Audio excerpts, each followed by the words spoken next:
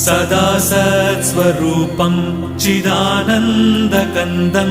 जगत्सम्भवस्थानसंहारहेतुं स्वभक्तेच्छया मानुषं दर्शयन्तं नमामीश्वरं सद्गुरुं साईनाथं नमामीश्वरं सद्गुरुं साईनाथं